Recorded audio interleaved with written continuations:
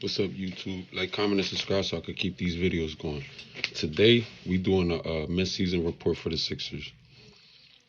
Man, what a season for the Sixers, bro. Who would have thought we would have been 20 and 34 right now with 28 games left in the season? Man, let's get started.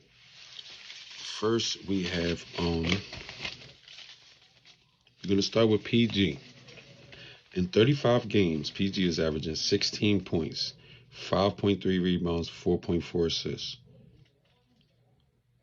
He's averaging 2.4 free throws, which is the lowest since his rookie season. So that right there shows you he's not being aggressive going to the rim, and he's been doing it recent years. So these free throws, like the last couple years, he's been getting more free throw attempts. So he's not being aggressive. He's shooting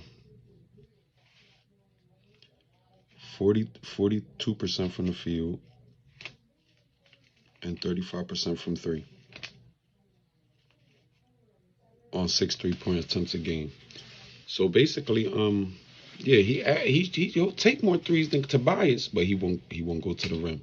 So which one was it good? Is it a good thing for him to? Which do you prefer? Do you prefer someone that goes to the rim a little bit more? Even though Tobias used to miss a lot of layups, but he would go to the rim. PG doesn't go. He'll go, but he'll be his man and then pass the ball out. What's the correct play? Because it's making us seem like he's soft and he takes long contested shots all game. Well, my grade for PG for the middle of the season is a D+.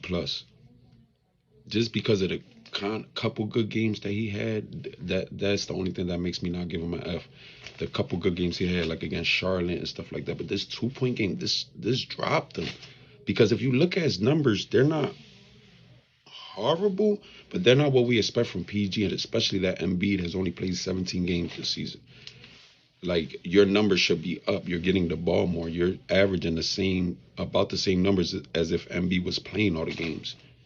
And you should be shooting a little closer to 40% from three. You've been struggling. You picked up your percentage a little bit, but come on, you've been struggling this year. And 42% from the field at 6'9", and that's a low for you. You a 46% shooter around there. If you look at your stats, yeah. So the only good thing about him that would give him a D2 is that he takes 6.5 threes a game, which is something that we needed. We needed guys that were ready to take the threes. So that's the only thing I could really say good about him for this season. But PG, just step it up. We got 28 games left. Be more aggressive. That's my advice for the rest of the season, to bring your grade up. Second guy we got KO, Kelly Oubre. Kelly Oubre has had a good season. I like his numbers this year. He played 51 games, 14 and a half points, 6.5 rebounds, 1.8 assists. The 6.5 rebounds is a career high. The 1.8 assists is a career high, because Kelly Oubre is not a player that be passing the ball a whole lot, but he's becoming more of a playmaker in Philly. So every year he's been in Philly, his assists have went up. Now he's up to 2 assists. He was like a 1 assist a guy game. So at least that's going up.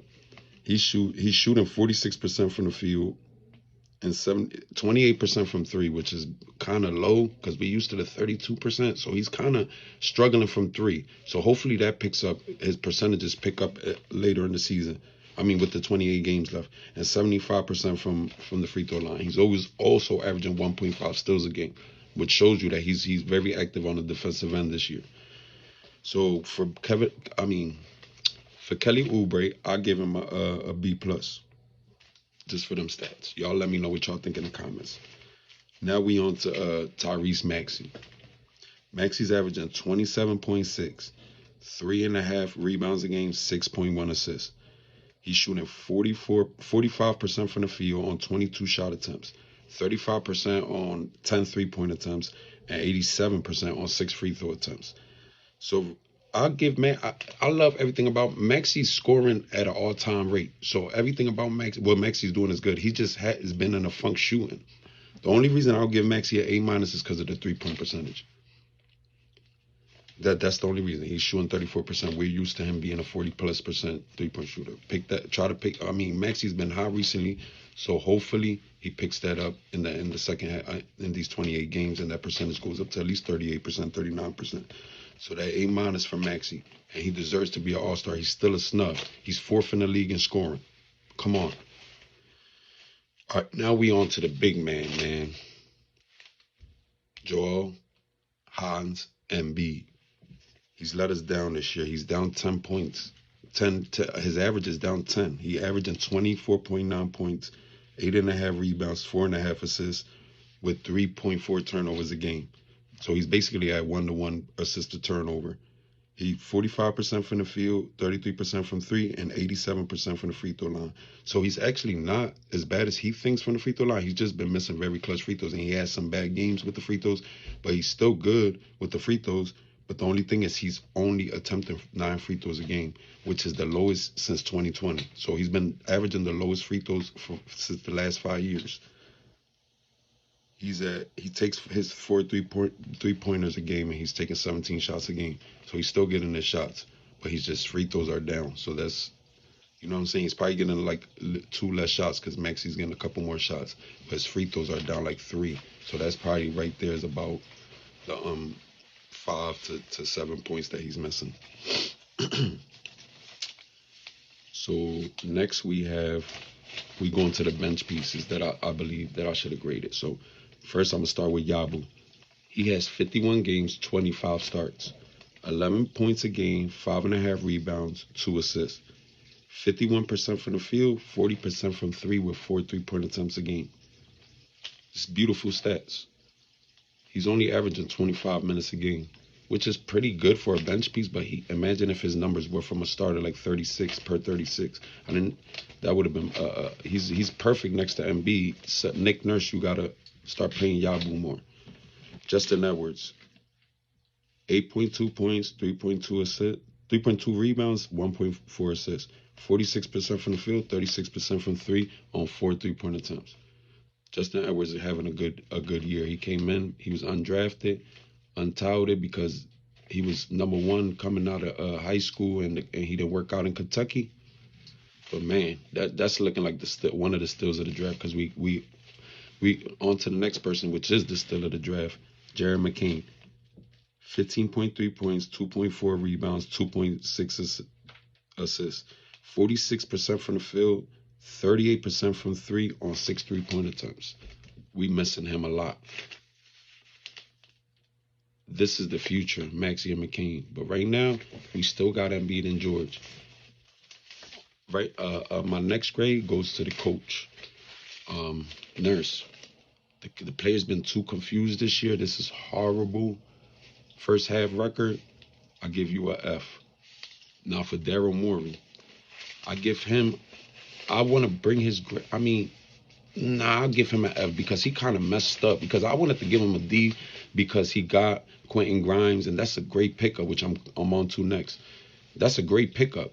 And Jared Butler looking like a good pickup too, even though he's a two-way player. It could be just the games he's playing, but he looks like a good pickup from the game before that he played too against the Raptors. But